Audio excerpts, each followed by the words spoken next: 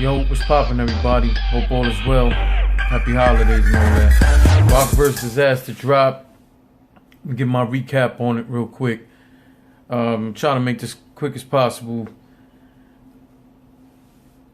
First round, Rock goes first. Now I have to be honest, like I feel like, and later on Dizaster addressed it and said, you know, that he and Tay Rock are good friends, man. But I thought that came off a little too much. Like Tay Rock wasn't his normal self as far as the intensity, what he's known for. I don't necessarily think that took away from the battle though. I was just a little surprised, like, you know. And again, I think one of the reasons we all like Tay Rock, well, at least most of the people I talk to, is because not only is the bars, but everybody also likes the intensity, stuff like that goes into it. I thought most of this battle, that wasn't there. I thought he had times where it was there.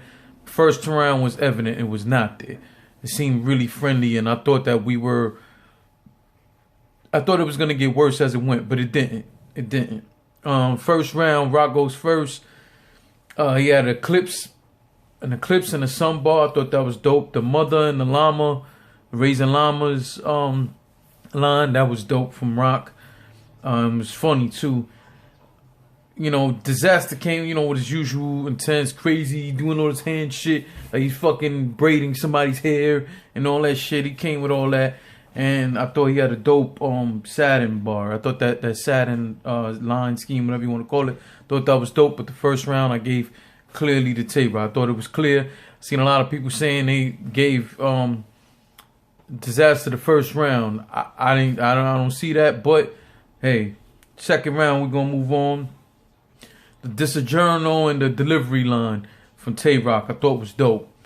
I thought it was fire, especially the way he delivered it, and he was talking about delivery. So, you know, to me it came off good. He said all this money and you don't know how to stack. That gang reference line, I thought that was dope. Thought it was cool. The Suge red suit, if you know anything about back in the days, you know, there's a lot of, you could Google it, famous pictures of Suge Knight, the former Death Row owner's CEO. He was known for wearing red suits and stuff like that, red dress suits. You know what I'm saying? So that was a dope reference. He was saying he would wear the red suit to Dizaster's funeral. Thought that was dope. He hit him with the bigotry, double meaning bigotry and bigger tree. You know what I'm saying? So that line, that was dope to me. You know, it was a prejudice line. I like the way I like the way that Tay Rock flipped that to him. Because it wasn't like overly, you know, people say a lot of racist shit when they talk about people, when they battle, you know, white rappers, or in his case, Arab or Palestinian, whatever he is. People tend to come at them a little bit more with the race things. So I thought it was clever the way that, you know, the wordplay that Tay Rock used on that.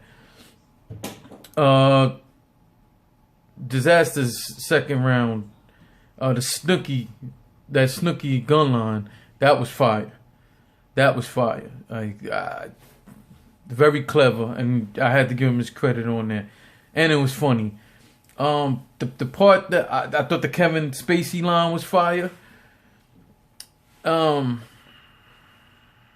Okay, so let's get into this. And again, like I said, the Kevin Spacey line was fire. But before the Kevin Spacey line, he went into this whole shit talking about telling Av to suck his dick and everything. I say it all the time, like, because he was referring to Av saying something that we got to get this back for what he did to Math Hoffa, however that went on. I remember reading some sort of tweet like that before, but alright, whatever. My issue with this is, first off, again, here we go with Dizaster acting extra tough because he's at home. And like I said before, like, you can't do shit like that when you the same dude who was hiding, you know, you was hiding the fact you was battling Hollow in Boston. You was hiding that. You know, and throughout this battle, he referenced Cortez and Hoffa, Math Hoffa. Like, my man, you could have been addressed that whole thing if you wanted to. And you sitting there telling another man suck your dick. Like, you know, I think it's clear in my other blogs I've mentioned it, like how I feel about men saying that to other people. You know what I'm saying? I don't know if Av was there at the moment. I didn't see him on the stage. You know what I'm saying? But I know he battled Geechee Gotti on that card. Like, I don't know what happened after the battle, but if I'm Av, I'm approaching him on that shit. You know what I'm saying? But hey, that's just me. As always, well, before I get to that, Dizaster goes at KOTD. I thought that was whack for him to do on the URL stage. You know, that was real corny in my opinion, for you to do that on the URL stage like that.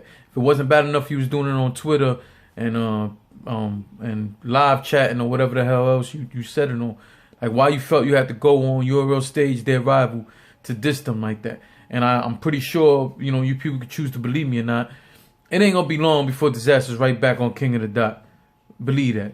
You know what I'm saying? Whatever their falling out is, I don't know the full basis of that. But we can't forget that was the hand that was feeding you and you biting it. Whatever. I thought he had a decent second round. I didn't think it was much better than the first round.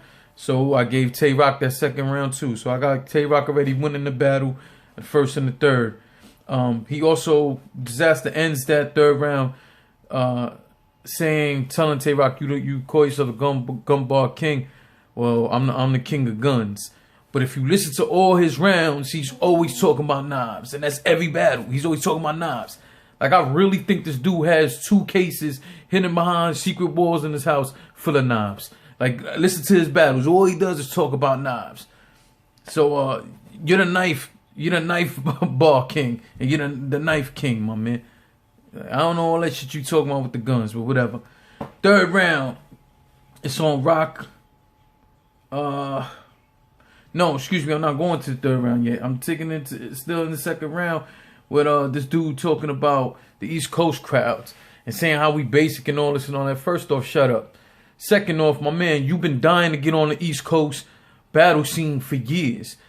Like, URL has been your dream to you. The nerve of you say anything about East Coast crowds. And if you're going to say that East Coast crowds, the things you said about it, watch the battle and you get what I'm saying. And what does that say about California or the West Coast in general? Because to you, you're one of the top.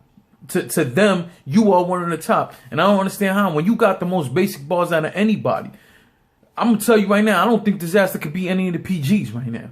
That's just my opinion. And I wasn't cool with what he was saying about the East Coast crowd. It's not that serious. It is what it is. But at the end of the day, my man, real talk, like, that's the crowd you've been dying to get in front of for many years. So the nerve of you to get on there now on the Cali stage and talk shit like that, trying to play to the crowd, like, that was corny of you. You know what I'm saying?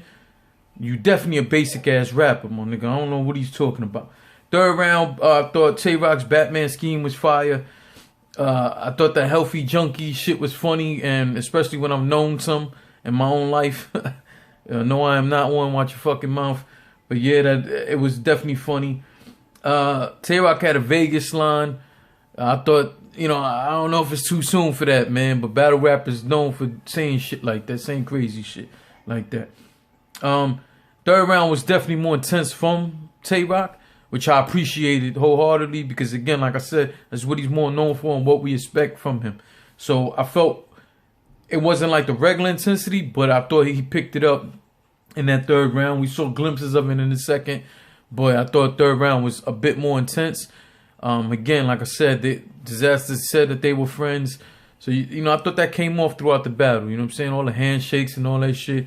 That's cool, but I didn't, like I said, it's like the intensity came and went. Dizaster had a horrible fucking third round. Especially that whole black girl scheme shit, whatever he was doing there. I thought it was whack. I thought it was corny. And I thought he had a horrible third round altogether.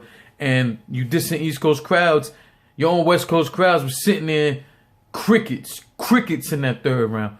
Crickets. Like, fuck out of here with all that. Either way, man, I have Rock 3-0. And Rock just had 3 consistent, very good rounds. And Dizaster, especially that third, it was just horrible. So, salute to y'all. Thanks for rocking with me. Make sure you subscribe. Make sure you share the content.